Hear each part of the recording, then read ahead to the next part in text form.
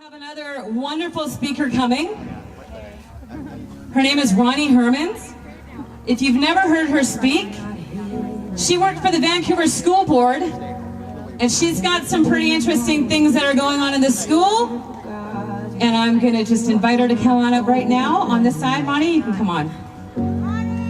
You want to hear what they're going to do to our kids? What they want to do? She's going to tell you right now. I hear you whisper underneath your breath. I hear your SOS. Every day I hear that song and it gives me the passion to keep fighting for the kids. That song gives me the drive to keep doing what I do every day. I am Ronnie Herman. I was an education assistant with the Vancouver School Board for 12 years. I resigned this year of March 2021, and I've been fighting outside of the system for the kids. The kids have been psychologically damaged, as we all know. Thank you. I am also here on behalf of teachers and other education assistants in BC. I am going to let you know that we do have an action plan. We are scrambling like crazy right now, and I'm going to, in the middle of the speech, tell you what the action plan is so you do know that we are acting, we are fighting, and we have an action plan for all of BC, and I'll share that with you in a few minutes. We must never give up this fight for justice to protect all the children and be their voice. They are our future, and without them, we will have no existence. It's time we bring the schools down. And how do we do that, you ask? If we pull out our children for a week or a month, we can collapse this corrupt system, which reduces the funding for each child. I did the math, not very hard. Each child brings in an average, each month, an average of $540 per student, per month, per school. So if you had 1,000 kids in your school, multiply that by 540 kids, that's the funding they get each month to do the psychological garbage they're doing to our kids. So if you pull out your kids and make a stance, we can take our power back and make them broke, because that's what needs to happen.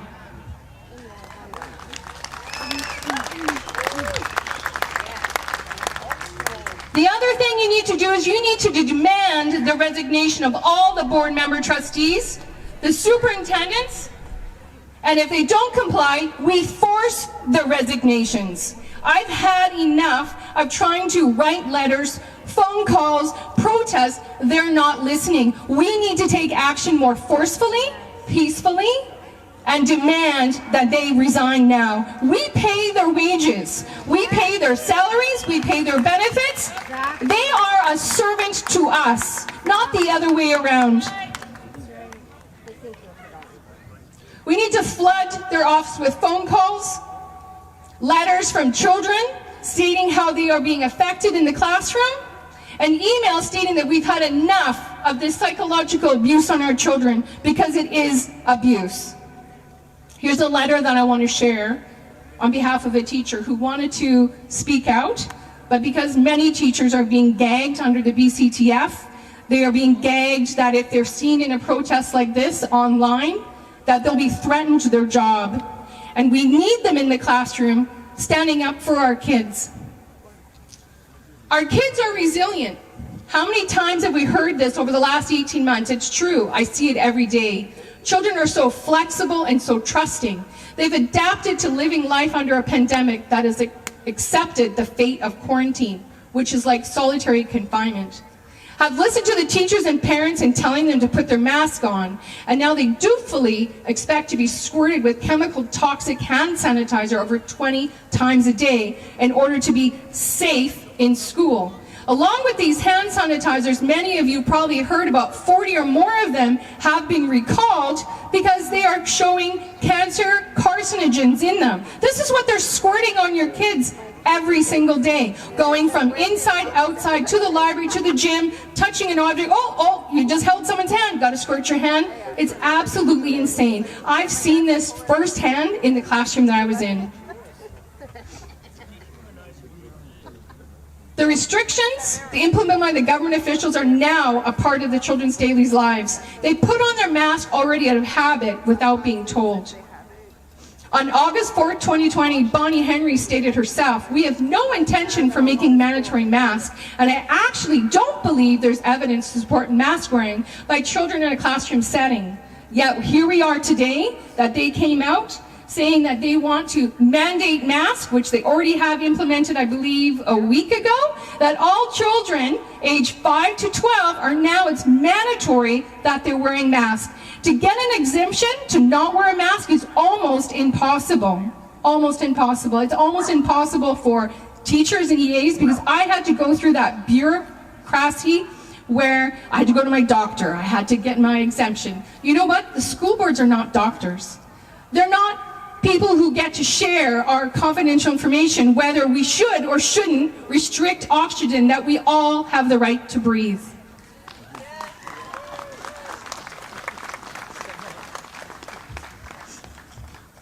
And CDC in April stated masks give false sense of security. They don't block out particles. Breath has humidity, gathers moistures from mouth, and gets sucked back in. Masks do block oxygen. Carbon dioxide levels go up, makes you sleepy, cognitive, like asthma, and the CTO goes up. So our school have been having children wearing 3-ply masks. Guess where these masks come from? Your tax dollars. Your tax dollars are paying for these students and every single class to wear 3-ply masks. Our tax dollars are harming our own children. Stop it. Tell your children, I don't need to wear this. There were children in gym class that I witnessed myself that were running laps with a 3-ply mask on. Try running at all with a scarf over your face and see how well you do. But yet we're seeing it, and we're seeing educators just going along with it and just complying. I saw my own boss, who's a vice principal, who taught that gym class, just allowing it to happen. And I said, they should really be taking it off, because, you know, when you're exerting yourself, you need more oxygen, not less oxygen. She said, no, that's okay. We'll just leave them be. I took my students out of that gym class because I wasn't going to allow that to happen to them. Fear. As we all know, fear is being weaponized. It's actually being weaponized in the classrooms even more so. There has been cases where there was a classroom that was inside at lunchtime, and they decided that they would roll in the TV and have the kids watch the news. Well, what do we think of the news? Does the news show Gare News and bring up your vibration? No. They had these children watch the news saying about the vaccines are safe and effective, and wear your mask and all that. This is not acceptable to have in a classroom. Kids should not be watching the news and be dealing with any of these politics. Schools and politicians have to stop using our kids as pawns in their political sick satanic game, because it is a sick satanic game.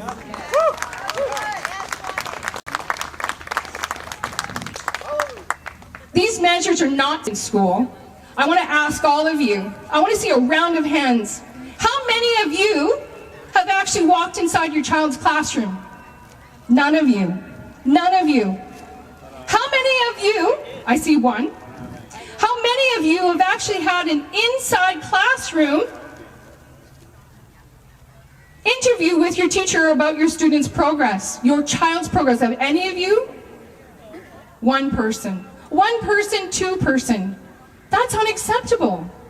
In my school, they had a table blocking the front door of our school, and when someone came to the door, I saw the Secretary of Administration run to the door. Oh my God, it's almost like a terrorist coming in. We can't let them come in.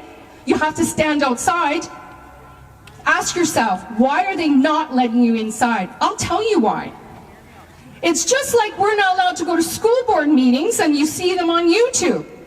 The US has school board meetings. You can walk inside and say how you feel. You can have students come in and say, I don't want to do this anymore. It's all control. You need to see what's on the walls in these classrooms, hallways. You need to see what's on their tables. You need to see the equipment that these kids are given. It's unacceptable. And that's why we're seeing the rise of behavior, depression, segregation. It's happening in these schools. They are conditioning your kids to just live fear. Fear, that's it. Fear just breathes everywhere. These measures are not all know that's causing a lot of emotional, physically, and psychologically damning our children. We are going to see that just like the war vets, when they go into war, they have PTSD. Our kids are going to be suffering like PTSD, because that's what it is. The trauma that they're suffering is going to be as similar to that. They are suffering. The conditioning is the fear of the virus, and the sanitizing is beyond. Mental health and suicide is skyrocketed. Mass exemptions are isolated. Speaking and singing is banned in the school. We didn't sing birthdays. We didn't sing Canada Day. You know the garbage that they wanted them to sing? Black Lives Matter song by Raffi. I got the email with the song of all the words they wanted them to sing, but we can't celebrate a child's birthday in the classroom just like we did every year. We can't have Valentine's Day. We can't have any celebration or joy. Are you kidding me? These kids need joy to come to school. They need to celebrate them. But it's not happening. Also with these masks, we're seeing language skills delayed.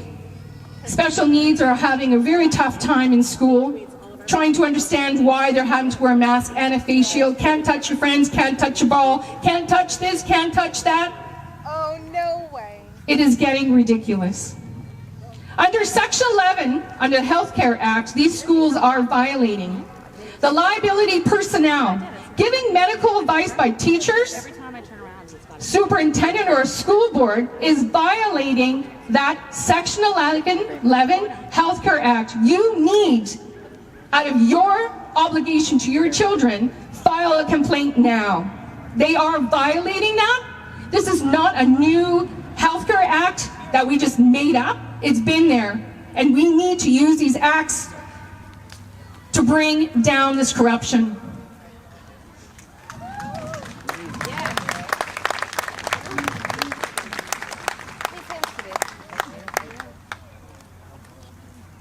I also listened to a talk from a former child protection worker who works with the Ministry of Children and Families, and she educated me on a few things. Under the BC Child Protection legislation, Family and Community Services Section 13, when protection is needed, and Section 14, duty to report, can be used. Schools are considered acting in the role of a parent when children are under their care. You need to file a complaint. When you are not there, we are putting trust in these teachers, administration, to look and do what's best for our children, and they're not.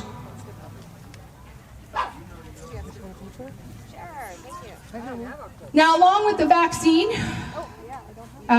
we all know that they had the Infant Minor Act that they were trying to override with the School Act. The Infant Minor Act used to be 12 years and up, that they did not need consent from any of you. They just changed that recently. Go have a look. It says 19 years and under, you do not need consent to do any medical procedure, testing, or vaccination. What the heck are they doing? They're changing laws right in front of us to suit them best. They can go and jab your child in the classroom while you're happily at work thinking that they're safe without your consent. These people are not medical professionals. They do not know that your child might have an allergy to what's in these vaccines. Do anybody here know what's in these vaccines? No. The inserts for the vaccines are white. They're blank. You can't Google it. You can't find anything. Yet they're vaccinating our kids with unknown substances that they have no freaking clue if it's going to kill them or it's going to harm them. And we are seeing it. We are seeing the rise of heart inflammation, pericarditis, myocarditis, thrombosis, the list goes on and on and on. You need to serve your teachers and the vice principals. I think you can still hear me. You need to serve your vice principals, administrators, school and board of trustees with the Action for Canada notice that puts them liable liable for any testing, because I'll tell you, they do have testing boxes in the classrooms and in the administrative office box. I saw it myself. It's the Swish spit test. Since when do our schools become hospitals and clinics? Our schools are supposed to be a place of education, not this political game of turning them all into super soldiers, just getting them to comply. It has to stop with you. You tell your kid that anybody comes to you and tries to get you to test, to put on a mask, to jab something in your arm, you run. Just like we taught them with stranger danger, you tell your kid, empower them that they do not have to listen to any adult in the school system that wants to inject them against their will. We've always told our kids in school, listen to your teacher. No, not this time. Not this time.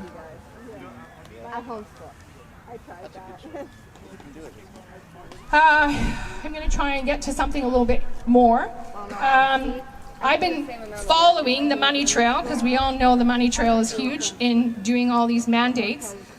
The Ontario Teachers Union, and I'm sure the same union here for the BCTF, the Ontario Teachers Union, I have a screenshot that union has shares in the vaccines. Johnson & Johnson, yeah, I have it all. Johnson & Johnson, Pfizer, Moderna, all AstraZeneca, they have shares in these stocks. What the hell is going on? Why are there shares in stocks for Pfizer? All these vaccine companies, including Costco and the big box stores. I told all the teachers from the BCTF, stop paying your union dues, because your union dues are not going to where you think they're going. They're using them for the vaccine that they want to inject in you for you to keep your job. You're paying for your own. Now, with BCTF, Terry Mooring, who's the president, I want you to know that she was served by myself and another lady in June at the front office.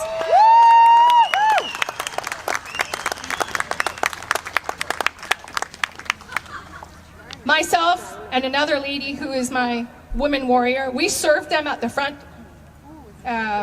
door of the BCTF building down in Vancouver. We served them an Action for Canada notice saying that they are liable for any damages that happen to our children. We've also served the Board of Trustees for the Vancouver School Board, and we're a delegate. We actually FedExed to them before the meeting. Before the meeting, we had to go through hoops of being a delegate for this meeting. All these meetings are done from the cushiness of their house. Oh, how nice.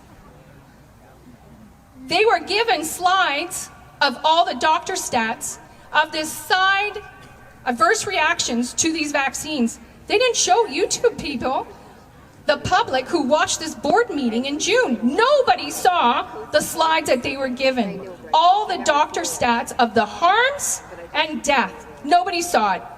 The only question they had for us was, who are you with? What group are you with? What does it matter? What does it matter what group we're with? That was the only question. We followed up with, can we have a meeting with you? A Zoom meeting perhaps? Some sort of meeting so that we could get the questions answered? This is a direct message from Susan Huffman. Some of you may not know. She used to be the superintendent for the Vancouver School Board. Now she's the second highest CEO paid for the Board of Trustees. I got an email response from her. This is what she had to say. I felt that when you went to that board meeting, that we took advantage of their time. Their time? Hello, we pay for that time. I have the right to state what I have to state to protect the children. We also, in that letter, she didn't want to meet us, she didn't want to discuss with us, she didn't want to go over anything we had to say. And to back up just a little bit, the Vancouver school boards wanted to do vaccine clinics inside your gyms and your cafeterias, and we and a bunch of other people won that. We stopped that from happening. And I'm going to tell you how you can do it. It was that easy. Luckily, we had a Vancouver police officer that day who had some morals, had some ethics to be able to stand up for kids. So this is what we did. We went back to the school board office. We asked for the deputy superintendent to come down. We asked for him to take these vaccine clinics out of schools. We have an audio recording of that can be used in court. I suggest that if you go to any of them, you do an audio recording of you serving them. So we had an audio recording of him stating that none of this would happen. So what they did is they did it outside on the school grounds, which is still not okay. So when Susan Huffman, back to her email, she didn't like that. We went over her head. Sorry to be swearing. She didn't like that we went over her head, and she said, I didn't like that you went over her head and went to David Nelson and got the answers you need. If it wasn't for that police officer who pulled his ass out of his cozy office and brought him down, we wouldn't have got the action that we got. So I encourage all of you, go to your board offices, serve them with that actionforcanada.com notice, serve them a liability notice that you will make them personally liable for your child. Nobody is going to want that liability, but you need to do it. Along with that, the BCTF got a message from Terry Mooring just a couple of days ago that because the federal employees, hospital, air, rail, everybody's having to get mandated, she thought we would just join the train. So she is saying for all of us to get the safe, that's the word she used in her email, safe and effective jab for us to keep our job. So the last couple of days, I've had many Zoom calls, phone calls, because we're all scrambling to protect our jobs, that what they're doing is violating us. It is against the law. We do not have to give them papers. This isn't Nazi Germany. This is Canada, the land of the free. I'll go with you. Where is it? These schools are not our doctor where we have to share our personal confidential information. They are violating Bill S-201. I want you to look that up and remember. It is a discrimination of genetic testing. That means along with the COVID testing, vaccinations, this is a bill that they can't say it doesn't exist. It existed many years ago. And I want you to use that. Use that in your fight. We all are facing in our jobs that our employers are telling us to be vaccinated or hit the road. No, we're not hitting the road. We are going to fight back. So what we're going to do is we are in the middle of writing letters to Adrian Dix, John Horgan, Bonnie Henry, superintendents, board of trustees. We are telling them our demands. We're not begging. We're not pleading. We're demanding, because we're done. We're done with asking and no answer. The BCTF was so sheepish.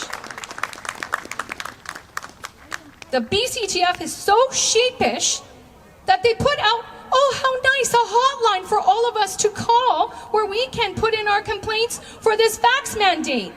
That hotline was a recording to nowhere.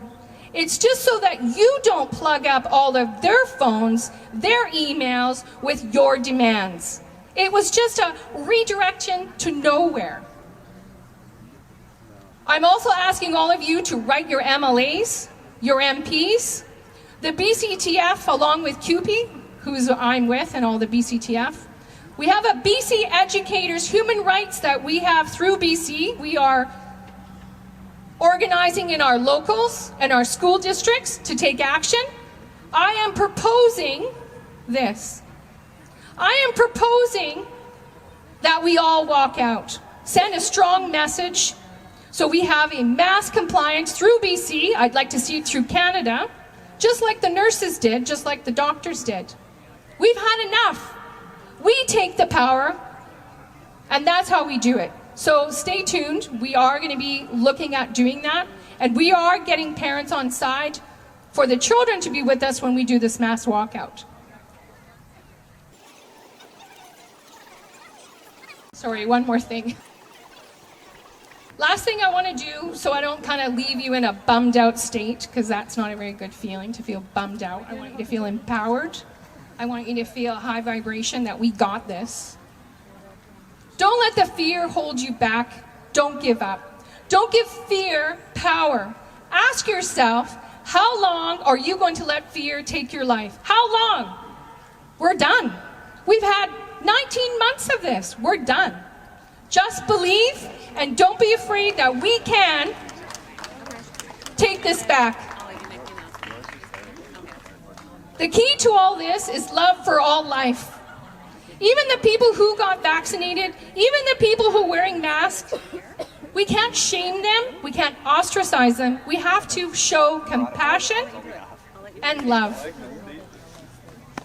We need to protect and defend first all those young children, because they are screaming out for us to be their voice and to help them out. We are fighting for them and not us, and these kids are the seeds of our future. If these kids are all vaccinated, I hate to be a downer, we need to fight for them today and every day. We are the warriors today, united. We have the power to make the change. Our children, grandchildren will remember and honor us today, that we never gave up, we stood strong, we fought with integrity, passion in our hearts, and knowing what is right. Their life is worth fighting for. Light and love does conquer all. We will win. Be the lion, because you will become fearless. We are strong together. I love you all. Thank you. I just forgot, I had my little pad here. If there are any teachers out there, EAs out there, custodians, secretaries, please see me after. We are organizing in Telegram on Facebook to take action. We are taking action like as of yesterday. I run a parent and educator upholding children rights group. In that group, I'm also have Google Doc forms that we put together for parents who are fleeing the system. We are putting together homeschooling learning pods throughout BC.